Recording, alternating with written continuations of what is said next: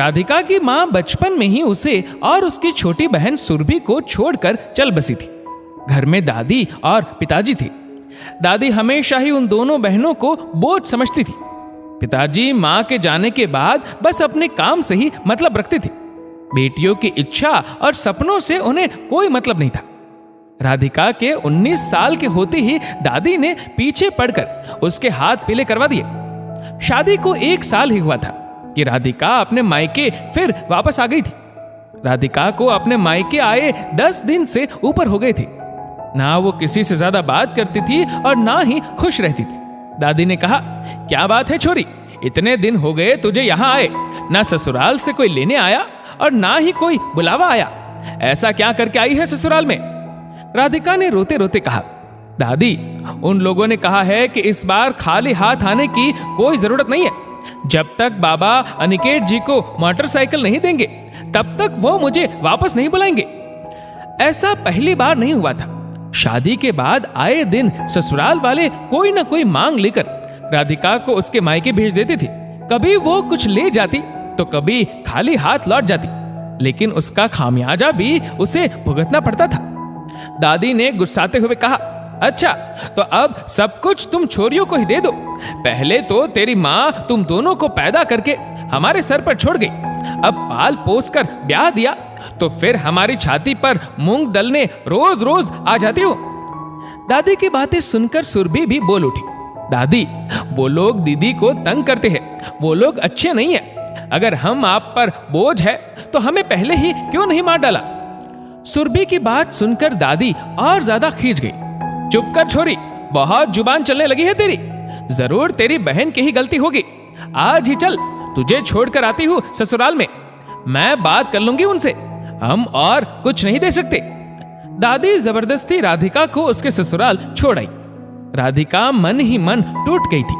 सोच रही थी कि यदि आज माँ जिंदा होती तो जरूर मेरी हालत समझती।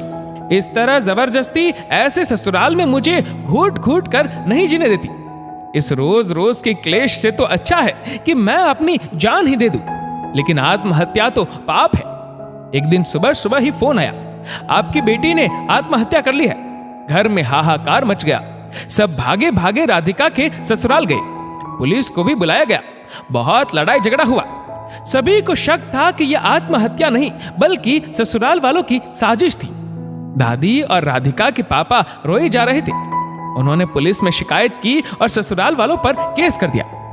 अब घर पर मोहल्ले वालों का तांता लगा रहता। राधिका के पिताजी बोलते, सबको सलाखों के पीछे डलवाएंगे, हमारी बेटी को इंसाफ जरूर मिलेगा। दादी भी दहाड़े मार मार कर रोती, हाय रे हमारी फूल सी बच्ची। ऐसे निर्दयी लोगों को सजा जरूर मिलनी चाहिए। और हाँ बेटा, मुआवजा भी जरूर लेना।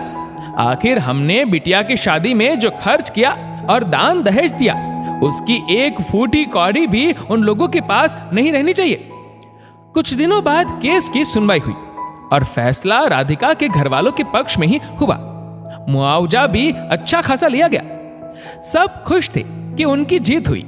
राधिका को इंसाफ मिल गया। सुरभि तो जैसे पत्थर हो गई थी ये नाटक देखकर। वो हैरान थी कि क्या सचमुच इसे ही जीत कहते हैं। जिस लड़की को जीते जी कभी इंसाफ नहीं मिला, मरने के बाद उसे इंसाफ दिलाकर ये लोग कितना खुश हो रहे हैं। यदि मेरे साथ भी यही हुआ तो एक और जीत मेरे परिवार के नाम हो जाएगी। लेकिन मुझे ऐसी जीत नहीं चाहिए। सुरभि ने अपने मासूम मन में ये बात गांठ बांध ली थी कि वो खुद को कभी इस बलि की वेदी पर नहीं चढ़ने देगी। दोस्तों, कई लड़कियां इस तरह दहेज के लिए प्रताड़ित करके मारी जाती है या फिर मरने पर मजबूर हो जाती है।